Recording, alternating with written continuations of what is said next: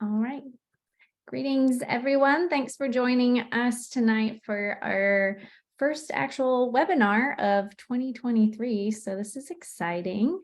My name is Chanel Hasten. I'm the Director of Outreach and Community Relations for the Elakha Alliance. And today our webinar is focusing on using citizen science to protect and restore Oregon's kelp forests with Dan and Annie from the Reef Check Foundation. So the Reef Check Foundation trains volunteer citizen science scuba divers to measure the health of kelp forest ecosystems along the west coast of North America from Baja all the way to Bellingham, Washington.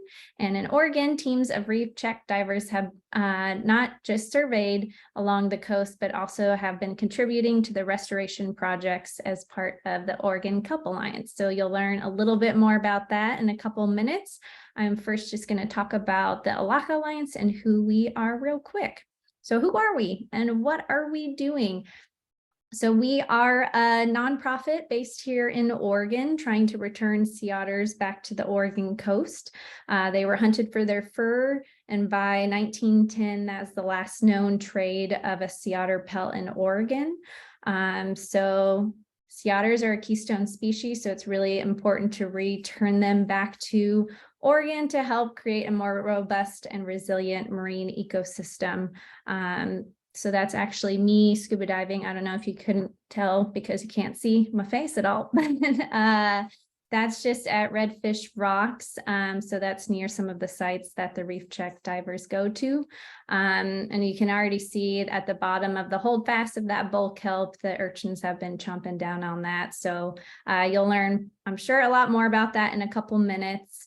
So with the Elakha Alliance, we firstly, our strategic objectives. We completed a scientific feasibility study and economic impact assessment as well on sea otter reintroduction here in Oregon. Next, we're working on building regional consensus on restoration.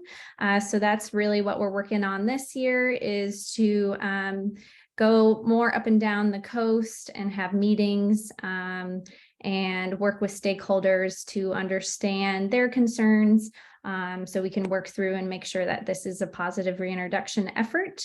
And once we're through with that, then we'll proceed with the restoration and reintroduction plan.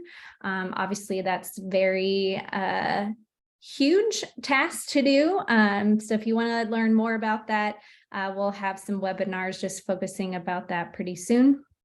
And as I mentioned, we completed our feasibility study. It's all online. We published that in January of 2022, and the U.S. Fish and Wildlife Service published their own assessment of reintroductions of sea otters in California and Oregon.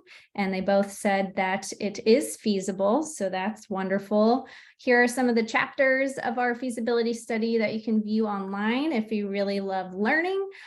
This is packed full of information, probably more than you would ever want to know about all these different topics. So I suggest you check out our website, www.elakhalliance.org, to learn more about that. So really fun thing happening. Our largest fundraiser of the year is the Oregon Otter Beer Festival. So that is happening on April 15th, so coming up in 60 days.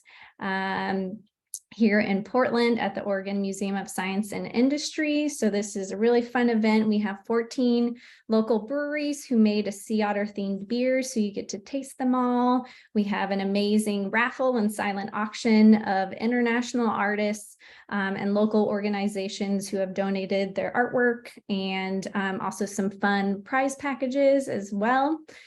So tickets go on sale this Friday. So you're the first to know that. So lucky you. So be sure to do that if you like beer and wanting to help with ocean conservation. And if you don't already, please follow us on social media. I am the Director of Communications, so I'm definitely plugging this in for myself. But we're on Facebook, Instagram, Twitter, and YouTube. So you can find all of our past presentations and webinars on our YouTube as well. So this will live there eventually. And so next up, I am excited to introduce Dan, who's the director of the Kelp Forest program, and Annie, who's the director of the restoration program for the Reef Check Foundation. And Dan and Annie, it is all you now. All right. Well, thanks. Thanks for that introduction. And we're excited to be here talking to everybody. Yeah, I'm the Dan Abbott. I run the monitoring program for Reef Check, which in the past couple of years has included expanding work in Oregon. So that's definitely been something that I've been pushing for. Annie, do you want to just do a quick? Yeah, and I'm Annie. I am the Director of Restoration, which I recently started this year. Great. And I'm going to kind of start off this presentation, talk about the monitoring and kind of what we've seen, and then I'm going to hand it over as we go on. So with that said, let me share my screen and we'll get going. All right, that look good, everyone? There we go. All right, well, I wanted to start off by saying that even though I study kelp forest, I don't actually study kelp. Or sorry, I don't actually study otters. Dan, Otters... do you want to hit present? Because we see all your oh, I see. Yeah, you there bet. you go. There we go. Okay. Oh, that's much You're better. good now. Okay. But yeah, so definitely otters and kelp forest are interlinked species. Kelp forest are a habitat that otters extensively use. But as a diver, they're not really a species that we see very frequently. It's pretty rare to see an otter underwater. In fact, in all my years of diving in otter habitat, I think I've seen them underwater 3 times, which each time I remember clearly because they're a pretty magical animal. As I'm sure you guys know, they keep warm by having very dense fur, which traps air. So unlike other marine mammals that have blubber, these otters have these air. But when you see them underwater, it's like they're in this like silvery kind of bubble. So it's a pretty cool experience. But yeah, so I don't actually study otters directly. I'm always very interested in them because they are a part of my ecosystem that I'm involved in. But fortunately, otters are very easy to study from shore because they surface, generally whisk the thing that they're eating, and they hold it up to the camera more or less. So it's easy to study them from the surface and pretty difficult from shore. And just one other thing about that. So even though I'm the program director of the entire West Coast, I actually live in Monterey, California, which is kind of in the center, of like sea otter range. So they're definitely species that I see frequently. Before I was the director, I basically just ran the Central Coast. This is my region. So this is definitely kind of the region of the entire West Coast that I'm the most familiar with. And we have a lot of otters there. So I'm definitely kind of up on what's going on with that population. I should mention Annie also lives in Monterey, so we definitely know our otter stuff. But that said, let me kind of take a step back and introduce you to Reef Check and some of the work we do. So we actually started in 1996, and originally we were focused on coral reefs. We're diving in warm water. And at the time, there was a lot of little studies being done around the globe on the health of coral, but there wasn't any kind of network. There wasn't like a broad network doing the same kind of study in a lot of different places at the same time. And so that's what Reef Check did. We were there to answer the question, like, what is the health, not just of this reef or that reef, but coral reef overall. And the tool we used to accomplish this was volunteer citizen science divers. So instead of hiring a bunch of scientists from universities to fly around and do dives here, do dives there, we engaged with local communities and had those folks monitor their reefs that they had ownership over. And so definitely at the core of Reef Check is science and communities, and the combination of those two things. So the monitoring protocol we developed for the coral program was relatively simple, just looking at a handful of fish, a handful of invertebrates, and a handful of substrate type or coral types, things that were easy to do so that we could have as wide a coverage as we want. And since that time, we've done a tremendous number of surveys all throughout the tropics And one of the most important findings of this work that happened early on was that coral bleaching, which we all kind of know about now, but in those early days, it was thought of being more of a localized event, like a little reef would bleach here or not there.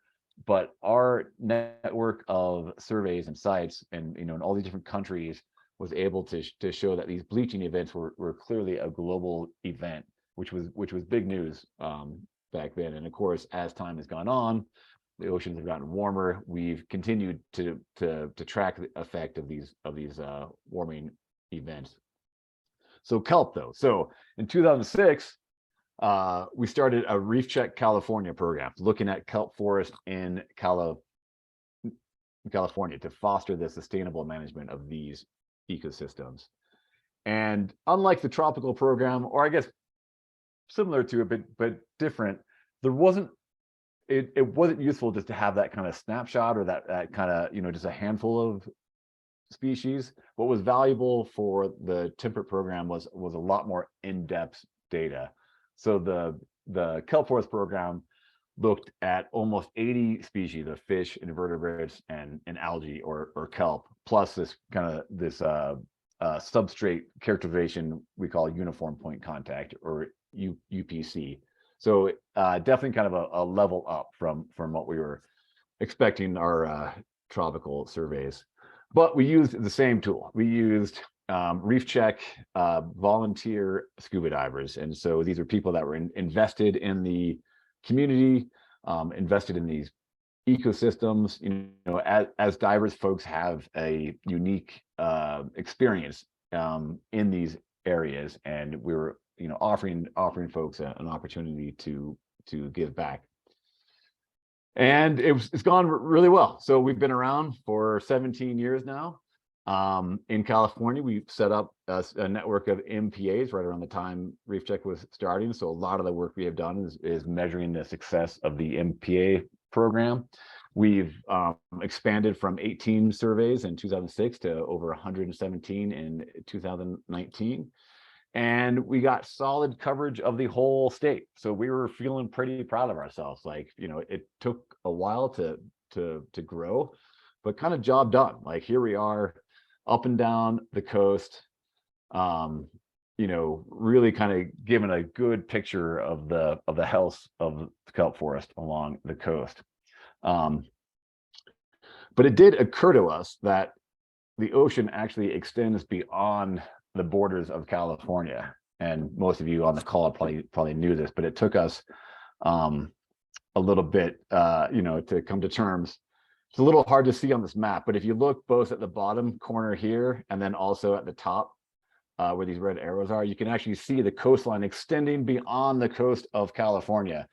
And so we're like, you know what? The kelp forest ecosystem, it doesn't follow these borders. It doesn't have an opinion on sales tax. It really just continues on. If we're just looking at this one area, we're not really capturing the health of the entire ecosystem. So starting in 2020, we expanded with our first survey outside of California was in Nelly's Cove in Port Orford. And since then, we've continued to grow the Oregon program. Last year, we launched a program in Washington.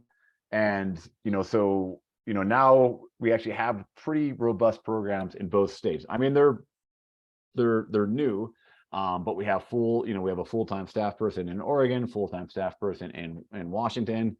We were able to do 12 surveys along the Oregon coast and about 30 in the Puget Sound area. By the way, much easier diving in Puget Sound than along the Oregon coast. That's why there's so many more surveys there than there are in Oregon. Mainly like just a lot fewer weather windows. And we've also partnered. So we just have a lot of partners, including Oregon Department of Fish and Wildlife and folks from Oregon Coast Aquarium and University of Oregon. So it's just been a great program. So our goals in Oregon, they vary. So one is just like we were doing in California, we want to help out with MPA monitoring. Monitoring is something that never, it often doesn't get the attention that it deserves. And we know the folks at Oregon Department of Fish and Wildlife who are in charge of managing these reserves would love to have more data on how they are doing and how they're changing. And so we hope to provide some of that data. We're also, speaking of Port Orford, and the Oregon Kelp Alliance, which is looking at restoration, and we're going to talk more about that later. But a lot of our work has been in partnership with the Oregon Kelp Alliance, doing monitoring work around sites that they are interested in. And lastly, there's a kind of a statewide effort in 2023 where, again, with partners as ODFW and the aquariums and universities, we have a project to kind of get a picture of what kelp is doing, over the entire range of the Oregon coast. Because Oregon has been a little data poor, especially in the kelp forest environment. There hasn't always been, as much monitoring as we would have liked. And of course, as many of you know, these ecosystems have been changing. And so, we've been seeing a lot of shifts from kelp forests to urchin barrens. And so there's a real interest in Oregon about how the ecosystems here are doing. We've definitely seen barrens develop, we've definitely seen some kelp, but I'd say we don't really have a very good picture at this point. And that's something that we're really looking forward to helping out with. All right, well, with that said, let me change gears a little bit and just talk about our 17 years of monitoring kelp forests and what we found out so far. First of all, what is kelp? I've been saying this a lot. So kelp is a giant marine algae. It's similar to plants on land in that it photosynthesizes and it creates kind of structured habitat.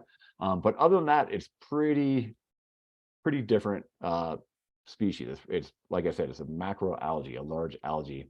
And along our coast, we have two species. We have the giant kelp with, like long leafy blades, and bull kelp, which you've probably seen wash up on the beach.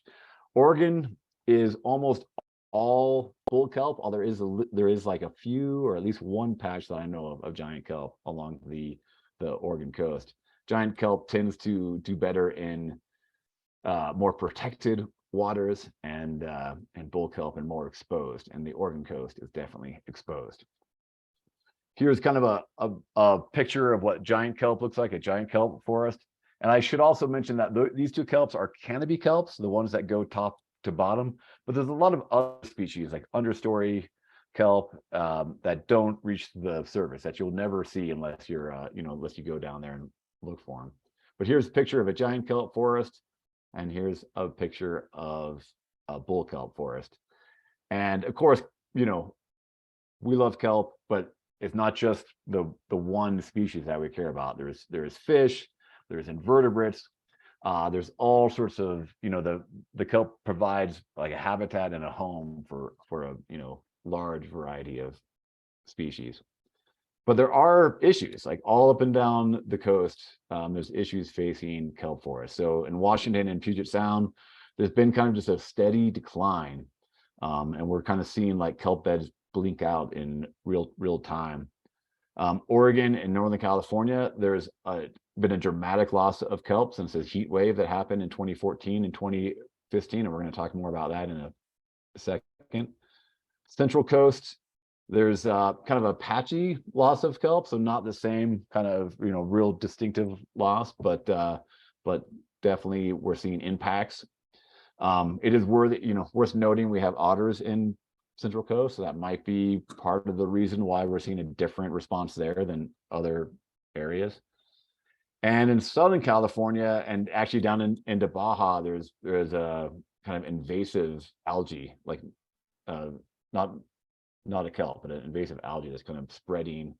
And it's not completely displacing these kelp habitats, but it's definitely having an impact.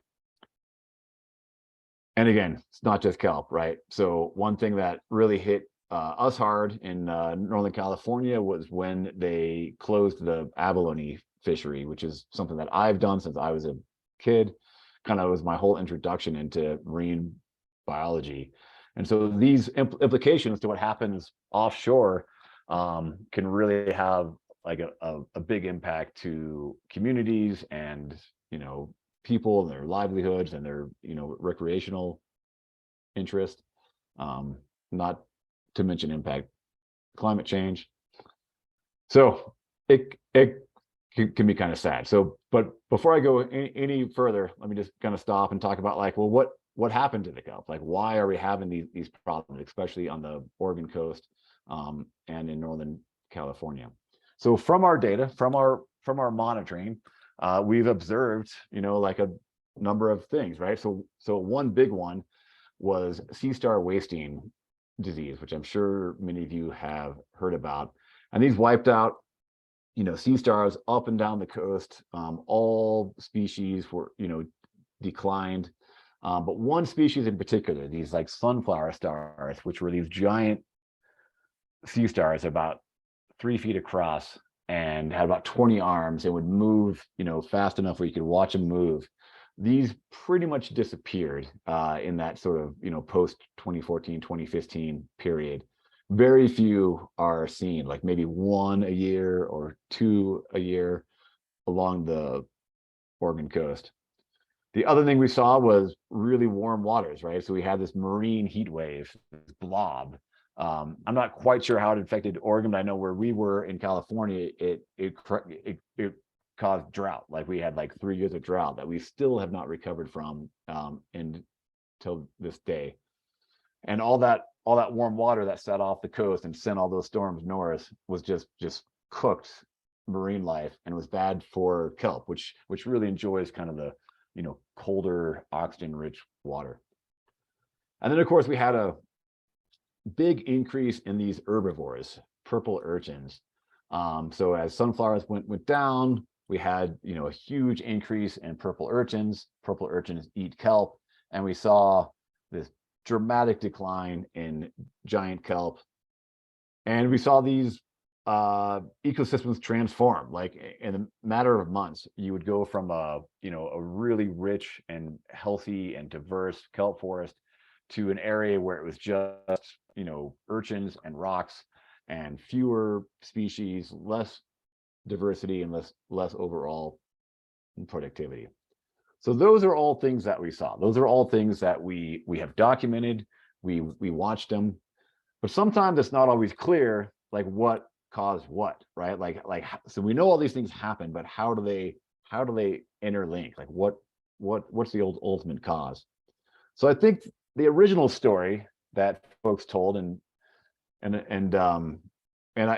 think there's still truth in this, but so I think the original story was that predators disappeared. We lost these sunflower stars, and then the sea urchins, the prey, like sunflower stars eat urchins, so the prey multiplied. So we had all these like sunflower star or all these sea urchins, be born and start to devour kelp. And there was some warm water, so that probably affected things somehow. Maybe it helped, aided to the sea star wasting. Maybe it helped the urchins. And we ended up with this. We ended up with these barren areas with little or no kelp. But there's a couple reasons to think that maybe this isn't the whole story. And so in the years that have followed, where we've kind of been thinking about this more and more and more, we've looked at things in other ways. So one thing that doesn't quite add up is the timing of this urchin boom, right? So if you look at this graph, you're like, well, look at this. Right when sunflower stars plummet, the purple urchins explode, right? The problem is that those purple urchins that we're seeing, because of the size, like we don't count them. We don't, as divers, we don't see them when they're little. So by the time they start to show up in our surveys, they've been alive for about 2 years, which means that all these urchins that showed up in 2014 or 2015 were probably born somewhere around 2012, when there was still a lot of sunflower stars around. We weren't really seeing that big of an impact. One of the other things is that we know sunflower stars eat urchins. They are predators, but sunflower stars are not otters. They're not warm-blooded mammals with high metabolism. And so we think they eat maybe an urchin a day.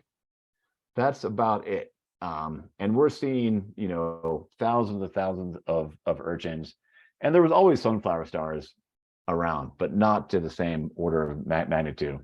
Now, that said, I will stop here and mention that a researcher at University of Oregon, Aaron Galloway, recently published some really interesting work showing that even at extremely low rates of predation, sunflower stars can have a tremendous impact on population control of urchins. So definitely there's truth to both these stories for sure. But the other thing that we know about sunflower stars and sea urchins is that sea urchins will avoid sunflower stars. They'll run from them. They'll hide from them. And we've definitely seen that as well. But if the sunflower stars didn't devour all the urchins, then where did all the urchins come from? And it could just be that it was a behavioral change that really affected all this, and it was just the presence of sunflower stars that moved all these urchins out. So maybe this spike on the graph is really just, it's not an increase in the number of urchins, it's just an increase in or urchins that we're seeing, right? If as divers, if we're out there counting urchins and they're all hidden away, like rabbits hiding back in holes, and we are going through the field and we're not seeing them, and then you cut down all the grass and all the rabbits come out, you're like, oh look, the rabbits ate all the grass, but maybe they were there the whole time. And there's some evidence that this is indeed what happened as well, especially a researcher at UC Santa Cruz, Josh Smith, has published a paper stating that in the initial boom, in these initial years, like 2014, 2015, 90% of the perceived increase was actually just urchins emerging from holes in the crack. And then also these giant kelp declines, right? So it does look bad, but there's been a lot of variation from places, right? So some places have pretty much stayed the same. They maybe have a little bit less kelp than normal, but they're still, when you are in them, they still seem really normal. Other areas, went to barren right away. Others kind of hung on for a little bit and then changed. This, I should say, is from 19 sites that we monitor in Monterey. So we're seeing a lot of variation in sites, which, if everything has the same stressor, the same heat wave, the same sea star wasting disease, the same urchin boom, why would there be so much variation? One last thing we've seen in Monterey is that bull kelp has recolonized. So that used to be a species that we didn't see very frequently in the Monterey area, and it tends to do a little bit better with urchins. And so we've definitely seen some of that.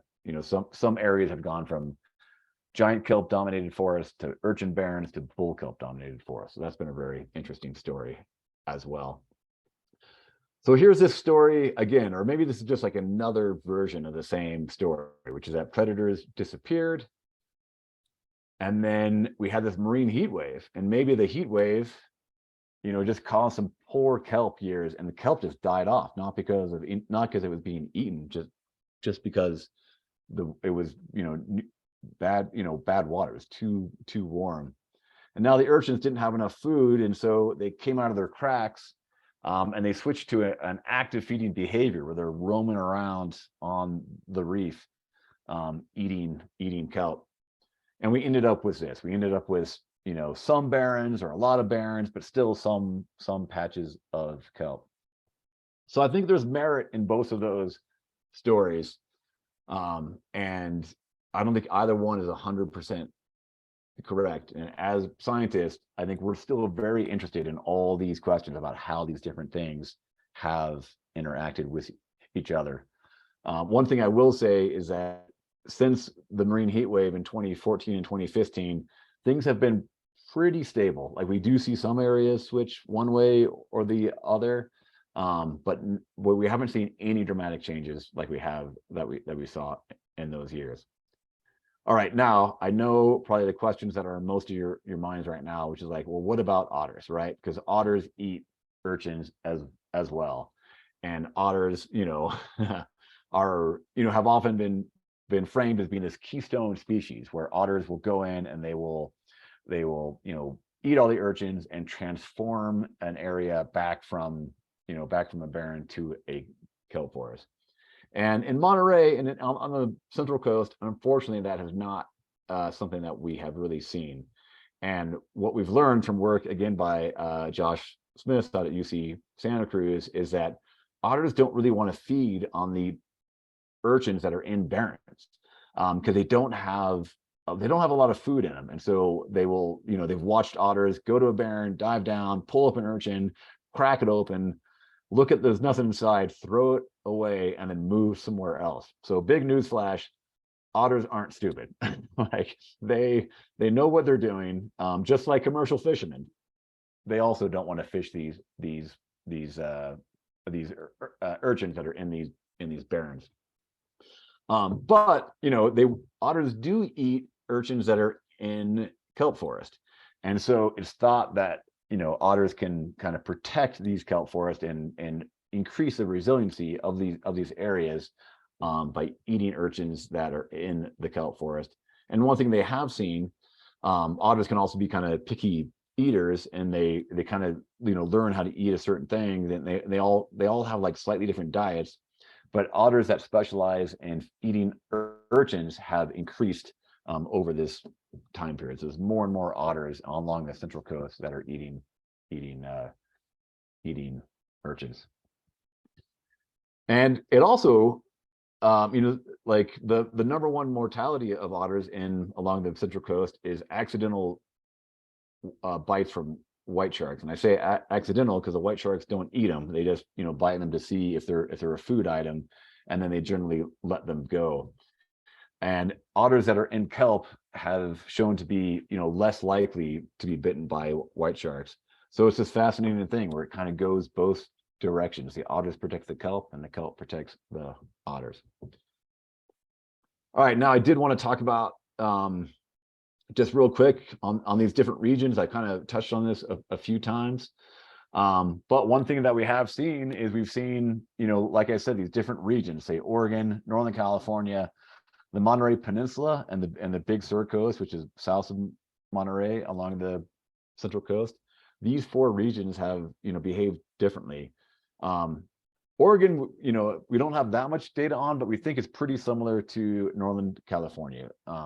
All these regions underwent warm water. They all underwent the marine heat wave. All of them lost sunflower stars kind of at the same time.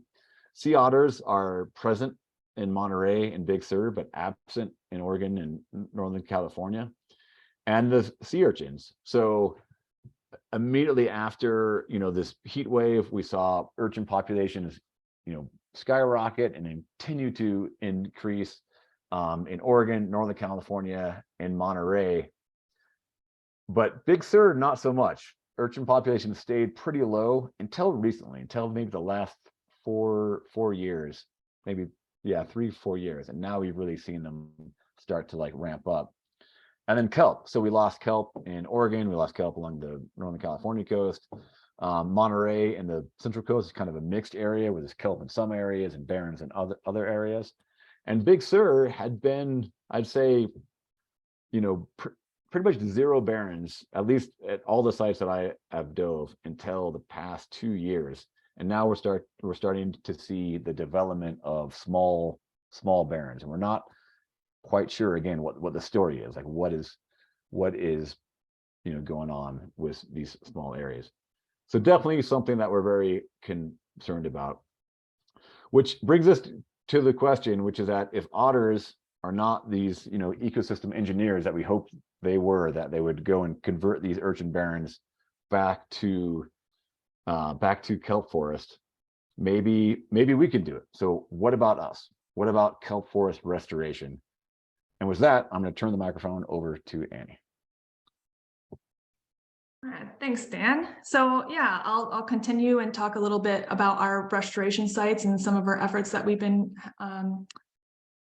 going through for the last couple of years in partnership with, like Dan said, a wide range of scientists and NGOs and government. So we have 5 sites within Oregon, again, in partnership with other organizations, 3 in Northern California and 3 in Central California. In Oregon, we recently started monitoring restoration sites, like I mentioned before, partnering with the Oregon Kelp Alliance. That started, I think, last year.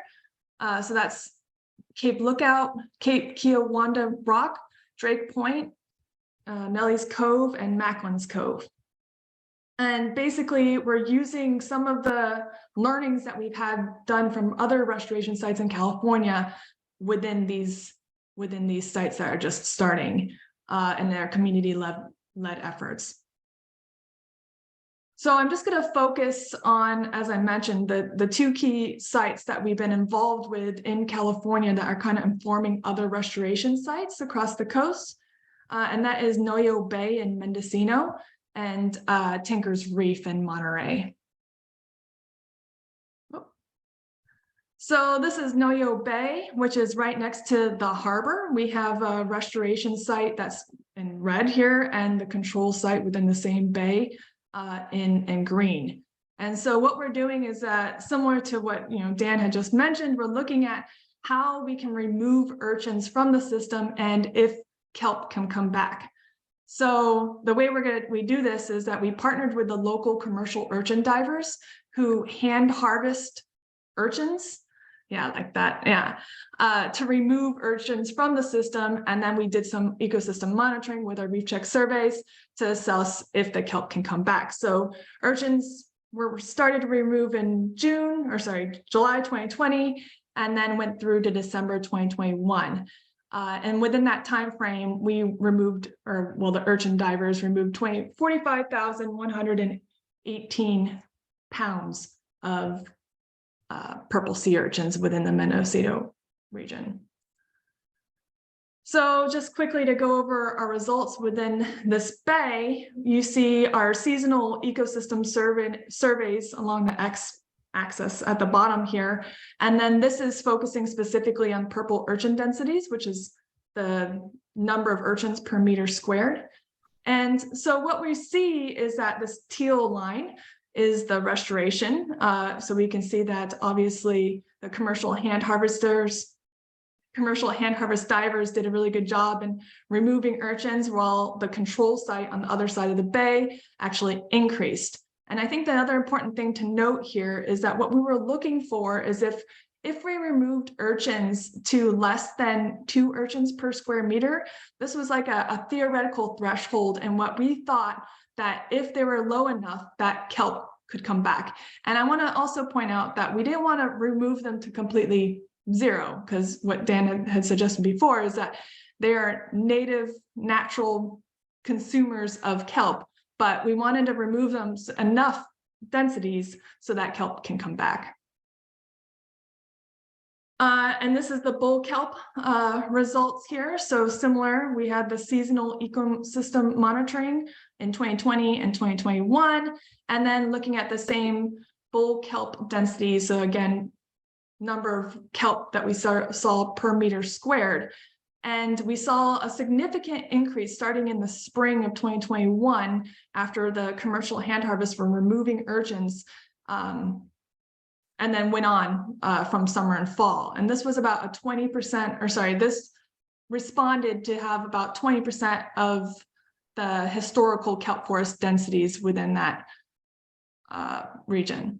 So this is just a photo of a little baby bull kelp growing. It's able to grow with not that many urchins around eating it. And then I just wanted to point out, this is a really, really quick overview of our results at this site. So we released a whole report last May. So if you guys are really interested, you can go to our website and read the results of this report. And then again, so what about Monterey? So it's kind of the similar situation where we were wondering if we remove urchins from the system, can the kelp come back? But this time, instead of commercial urchin divers, we wondered if recreational volunteer divers can reduce urchin densities. So this was part of a regulatory change, and which happened only in 2 sites within California, and Tinker's Reef was one of them. And so this was the project area. So Reef Check and another organization called the Giant Kelp Restoration Project, the California Fish and Wildlife Department, California Department of Fish and Wildlife, and NOAA started up this project to monitor and see if kelp can come back with reducing urchin densities. So the treatment area here is in red, which we call the grid, and then the control area over here in the white in Monterey. The grid is a 100 by 100 meter square, so roughly 2 football fields in size, which was divided up in different lanes. And that was to help direct the recreational the recreational divers to cull urchins underwater. And I don't know if I mentioned in the previous slide, but the regulation change was to be able to cull urchins underwater rather than remove them. So I just want to mention that in case I didn't say that before. So hang on, Dan. So I was just going to say, we also do the ecosystem monitoring within each of these lanes as well to assess the urchin densities and kelp densities and other indicator species. Okay, so the grid was installed in March 2021. Shortly after that, as I mentioned, we and California Fish and Wildlife and NOAA began surveys shortly after, and then culling began in April. And then subtidal surveys have been conducted seasonally since 2021.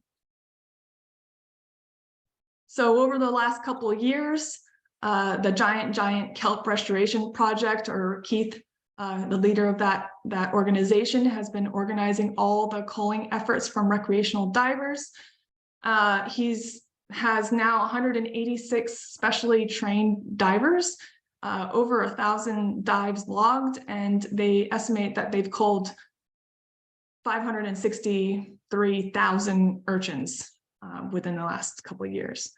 And we're seeing a pretty similar story as to the NOYO results. So again, we have the seasonal monitoring at the bottom and the total urchin densities, which is per meter squared, and the restoration site, or that grid, in that teal. And we see a significant decrease in urchin density, again, less than 2 urchins per square meter. So within that theoretical threshold in which we thought kelp can return. And then it stayed about the same in the control. And then for the kelp, again, almost no kelp growth within the same time period, and a significant increase of giant kelp and stipes per meter squared within the restoration area, which was pretty exciting results, I think. So I think the important thing here is that, yes, kelp, with reducing urchins from these sites, kelp can come back, but what does this mean? So what we want to know is, what now? Do we stop urchin density, do we stop removing urchins and see if kelp can come back, or can the kelp persist? So I'm getting a little ahead of myself here, but you can go to the next slide. And the biggest thing is that we keep working to restore kelp. We want to keep monitoring these sites to ensure that kelp is coming back, and to make sure that kelp forest can persist on its own, or maybe even layering other efforts like urchin or sea otter introductions and things like that, to see if the kelp can come back. But I think there's some major fundamental research questions or restoration questions that we really want to look at, which is, we know that kelp can return, but to what baseline? And can they persist, as I mentioned before? Can they persist on their own, or once they get to a certain point, do we need to keep removing urchins from the system? And does that differ between the different habitats types? So like Dan mentioned, there's different impacts across the entire West Coast, and they've been affected, kelp forests have been affected in different ways. Does recovery, is this the same or different? And then when can restoration efforts stop, as I mentioned before, and how can restoration efforts be obtainable and cost-effective over time? And those are kind of things that we're interested in. And then, of course, we want to see, the biggest thing is that we want to see the kelp forest return from urchin barrens back back to this. And yeah, and that's all I had to add. So thank you. And yeah. Yeah, and we just always want to give a shout out to all the volunteer divers that makes this work possible. So, you know, Reef Check, like, it's not Annie and I doing the work. It's a ton of, you know, dedicated people in Oregon and all up and down the West Coast, who make this work possible. So yeah, just with that, I want to say thank you. And you know, if you want to reach out and contact us later, our email address is on there. We're also on social media, surprise, surprise. And there's a QR code if you want to donate, or just check out our website. It'll take you there. But with that, thank you very much. And we're happy to answer questions at this time. Thank you both. I learned a lot. That was awesome. We have one question so far. I always forget to mention, I don't know why, every single time I do a webinar, to say, if you have any questions, please do it in the chat or the QA feature. But since we're a little smaller group today, the chat works just fine. Margot asks, what possible future sites do you see for the Oregon coast? Because I think there was about 5, was that right? For restoration, I'm guessing. Yeah, I mean, 5 is, you know, this work is really intensive. It's a lot of work, and Oregon has particular challenges just with weather and being able to get in and do this work. So 5 is actually, I'd say, pretty ambitious. Yeah. And the only reason there's that many sites is because there's so many community members in, you know, up and down the coast who want to engage in this work. But yeah, so I think for now, I think, you know, 5 is pretty ambitious. But you know, that said, if you have you and 40 other people want to adopt some other area and go out there and do work, I would you know, definitely reach out to the Oregon Kelp Alliance. It's definitely them who are coordinating the culling efforts, and we're you know, advising and helping out with the monitoring. But I think one of the big questions that we have in this whole restoration field, in addition to the ones that Annie said, is how to make this work scalable. You know, we've demonstrated that it works, so that's like a good first step. But how to scale up so you can do these you know, larger and larger areas, which is part of, like, well, when can you leave it alone? When can you stop and walk away? So all questions that we're very interested in.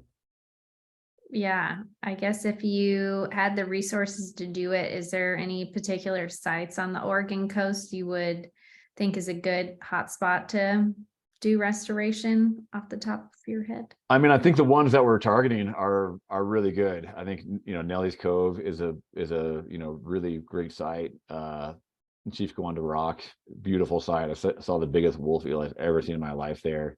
So I think these are areas that are, you know, prime for restoration.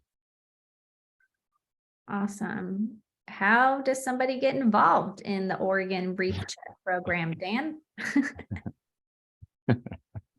Well, check out our website. I'm just laughing because that comes from one of our coworkers. But yeah, check out our website. There's a, you know, I can show the QR code again, but it's just reefcheck.org, or you just type Reef Check into Google and we pop up. We are having training classes that are starting, I think, in April in Oregon. So you know, we basically do trainings every spring, and then we survey all summer, and we, you know, like sit at our desk all winter. So that's kind of our annual cycle. So our classes will be starting soon, and registrations are live and they fill up quickly.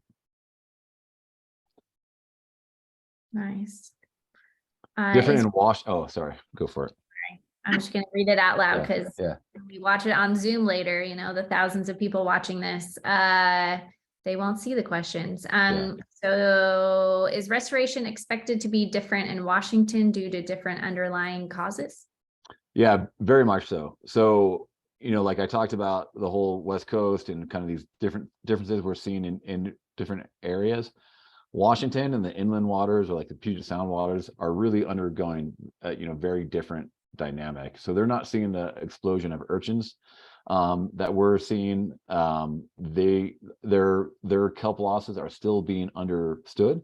But they're, the sense is that they're related to water temperature and nutrient loads and, runoff from land, which has a much greater effect in these kind of estuary systems and in the open coast. So in Washington, we're working with groups like Puget Sound Restoration Fund that are also trying to get a picture of like, well, what is the health, throughout Puget Sound, and they are involved in some like outplanting and some restoration efforts, and and again, we're kind of partnering with them to do monitoring and get kind of like, it's called the Eyes on Kelp initiative, where we're trying to like get a picture of what kelp is doing throughout Puget Sound, because just like Oregon, it's been somewhat of an understudied ecosystem, and there's not really been like a large scale program that has persisted over time.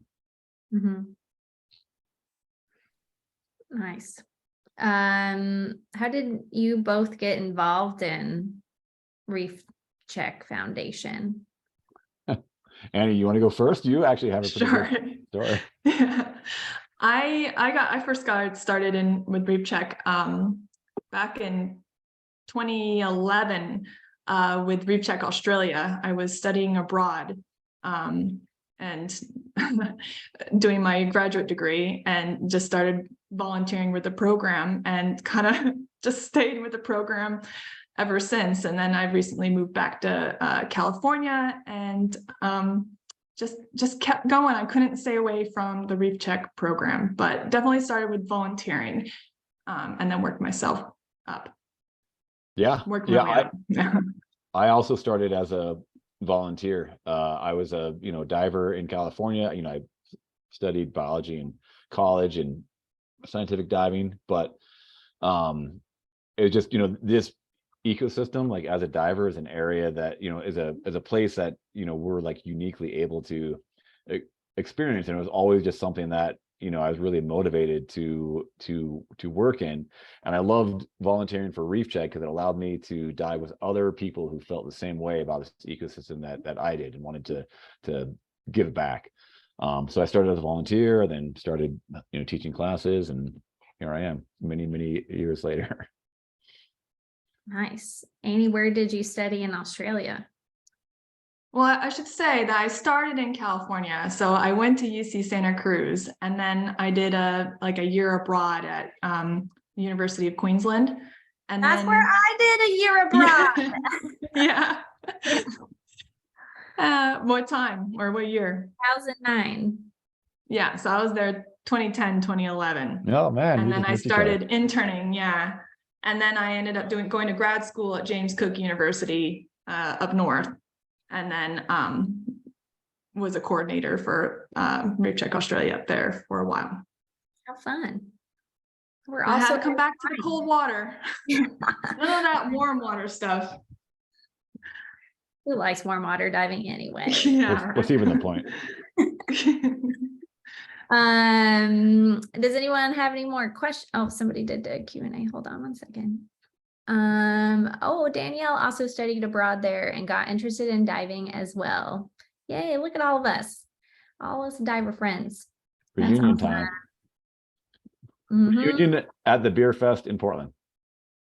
What, the Beer Fest is in Portland? Yes. No, I'm saying like you guys should have a reunion at your beer chain. Oh, yeah, I know. Anyone who's been to Australia studied abroad, let's go. I'll get you lots of beer. Let's see. I know, don't people volunteer for the Reef Check Oregon program that live all over the state of Oregon, and people drive like 6 hours just to come volunteer? Yeah, it's crazy. Definitely folks are very dedicated. So yeah, one of the one of the challenges of Oregon, and not, Oregon is a challenging place to do this work, which is part of the reason why these ecosystems have been understudied. But most of the kelp is in like the bottom third of the state, and most of the people are in Portland. So it definitely makes it difficult, but there's volunteers all over, some on the coast, but Grants Pass, Eugene, Springfield, Albany, Salem, Portland. So people kind of live all over. And then one of the challenges with the driving distances is that again, because of the weather windows, like we might have a pretty narrow window. We don't always have a ton of advance notice. So it's kind of like, okay, we're going on Saturday, we're going on Friday or Thursday, you know. So it can be hard for people to like rearrange their lives to plan on a 6-hour drive. So definitely extremely dedicated people, which is inspiring. Yeah, I know. That's amazing. I had another question. What was I gonna ask? Is there anything else for what if you're not a diver? Is there a way to help with the Reef Check Foundation? Yeah, that's the question that we get a lot. Andy, do you want to take that one? Or you want me to? You can go ahead. Okay. Yeah. I mean, it's, you know, yeah, you know, there sure is. Like, we always need help, you know, with like data entry and with doing these different tasks. You can donate. I mean, that's just a huge help. We do a lot of work, but we're a small nonprofit. We definitely punch above our weight. But I also say, like, you know, kelp forest is just one part of this beautiful planet that we live on. And if you're not a diver, or maybe you're not a cold water diver, you know, find a place that you're inspired by and motivated in, and you know, like work to protect that. And actually, now that I'm thinking about it, there is one other thing you can do to help the kelp forest, is that support the Elakha Alliance and their work with otters. Yeah, nice. I didn't even pay you to say that, Dan. I'll send you a check later. Yeah. Oh, Margot asked who designed our Otter Beer Fest logo. It is a local artist, Gabrielle Schalahammer. Sorry if I mispronounced her last name. But yeah, she really loves sea otters, so she was very happy to design it for us. Yeah, I guess I just want to plug in to just when you were talking during the presentation, that, you know, sea otters are part of a missing puzzle piece. They're not going to solve all the answers to the kelp forest, and we know that. So I just want to reiterate that. And obviously we're an alliance, so that means multiple stakeholders. So we're happy to work with the Oregon Kelp Alliance, who works with you. So we're all intertwined, but our mission is the same, to help rebuild our kelp forest ecosystem. So I don't see any more questions, and we're on 7:30 on the dot here. So there's any final words, Dan and Annie, if you want to say anything, but I really appreciate everything and for joining us tonight. And I look forward to some more restoration efforts here in Oregon. No, I just want to say thank you so much for hosting us, and thanks everybody for listening. And if otters are ever reintroduced on the Oregon coast, we definitely want to be part of the process of monitoring how that impacts these ecosystems. Yeah, thank you. Yeah, ditto. Great. Sorry, my cat is rummaging in my closet and is making loud noises, so I can't tell how loud that is for you, but it's good timing to get off. So thanks again, everyone, for joining, and Benny, calm down in there. And stay tuned on our website for upcoming events. We've got more presentations in person coming up this month, so stay tuned. All right, thank you so much. Yeah, thank you, guys. All right, bye. Bye.